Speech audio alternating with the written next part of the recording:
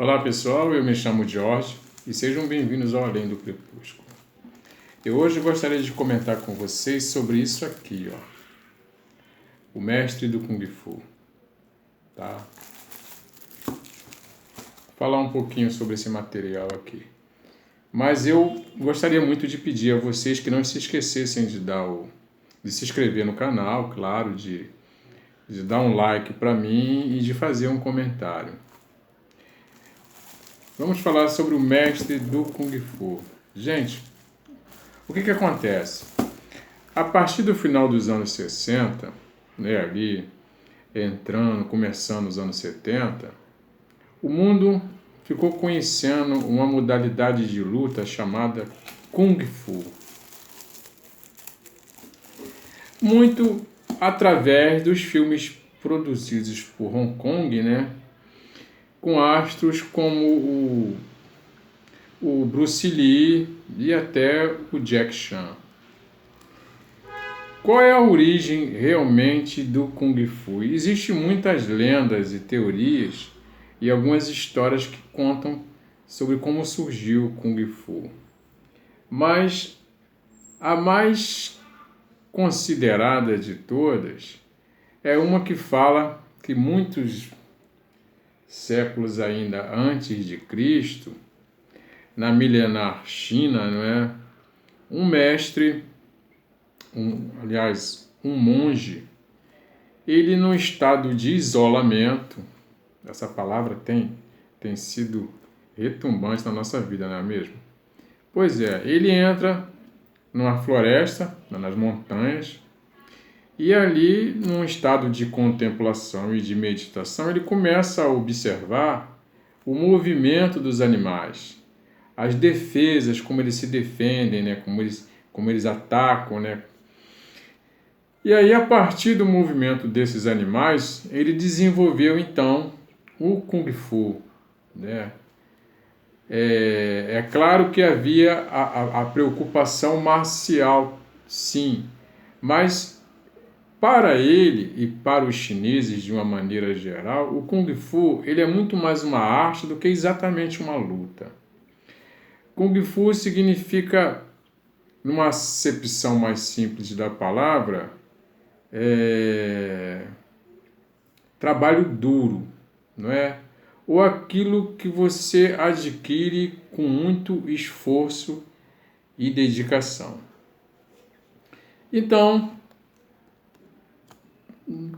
quando a América, lá no início dos anos 70, fica sabendo disso, e o Bruce Lee já vinha ganhando fama, eu preciso abrir um parênteses aqui sobre o Bruce Lee. O Bruce Lee era um atleta que, ao chegar na América, ele fez muitos amigos, mas ele fez também terríveis inimigos.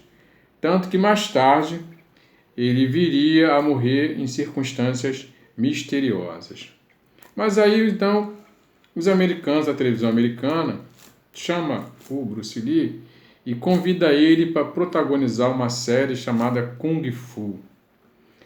A série contaria a história de um mestiço, filho de um pai americano e de uma chinesa, que foi adotado por um templo Shaolin. Então ele é criado entre os monges Shaolins e iniciado, treinado então durante a sua vida, a sua infância, adolescência e até a entrada na fase adulta, como o mestre das artes marciais. Esse seriado, gente, ele fez tanto sucesso no mundo que ele virou um ícone, né? Só que os americanos, muito preconceituosos, acabaram não dando o papel pro Bruce Lee. E eles chamaram, então, um outro ator que tinha umas características muito parecidas com os chineses, né? Que era o David Carradine, filho de um outro ator veterano chamado John Carradine. E o David Carradine, então, passa a protagonizar essa série. A história, então, do Kwai Chang Caine, né? Que era o nome do personagem protagonista, que, numa desavença, um nobre chinês, um príncipe, mata então o mestre dele e ele foge para a América. E ele chega na América em pleno Velho Oeste, né? E ali então ele inicia a sua caminhada e as suas aventuras.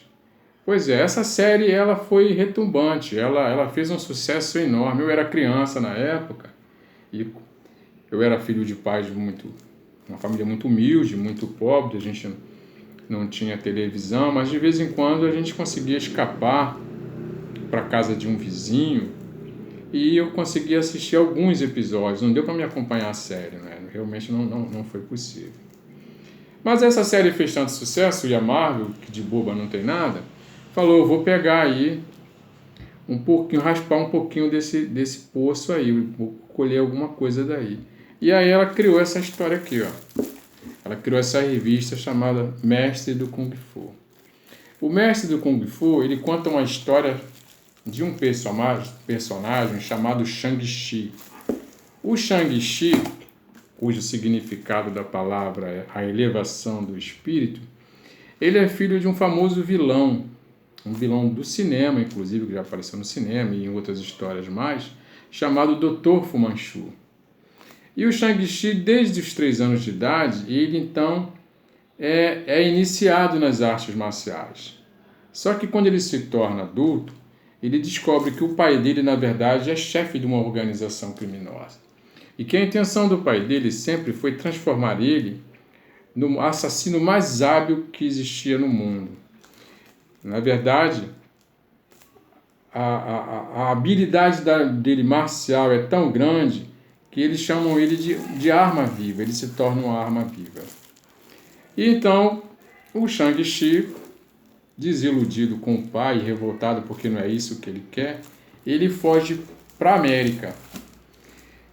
E na América ele é perseguido então pela organização criminosa do pai que chama Sifan.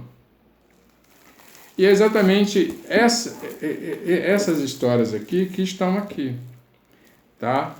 A Panini teve então a ideia de lançar todas essas histórias assim, ó.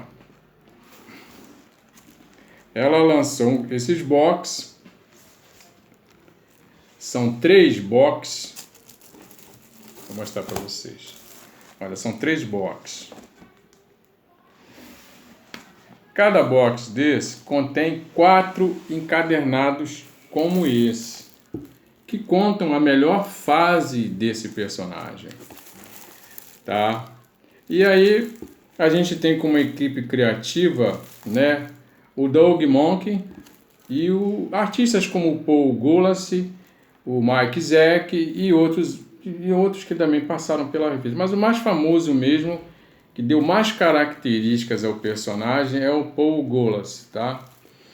E isso aqui, gente, isso aqui é tão bacana, porque além da ação em si proposta pela revista, uma história de Kung Fu, eu aprendi a gostar de filosofia aqui.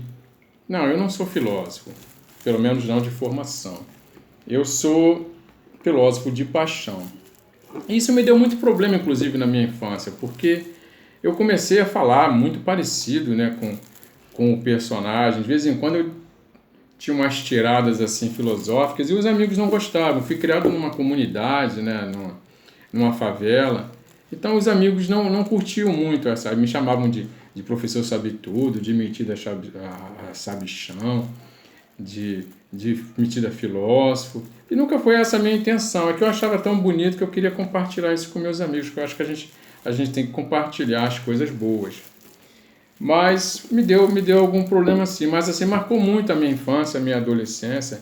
Eu aprendi frases, eu conheci Confúcio aqui, filósofo chinês. Então frases como enquanto os cães ladram, a caravana continua passando.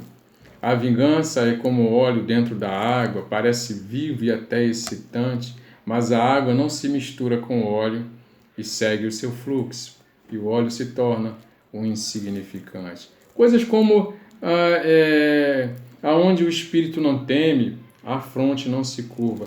Gente, a revista ela é muito filosófica, ela é muito bonita, os desenhos são bonitos, os roteiros fazem muito sentido, é uma história coesa, bem contada.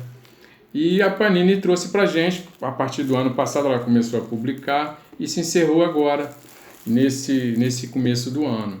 Então, assim, eu recomendo, comprem. Vocês não conseguem comprar, aqui são 12 revistas dessa aqui dentro dessas caixinhas, tá?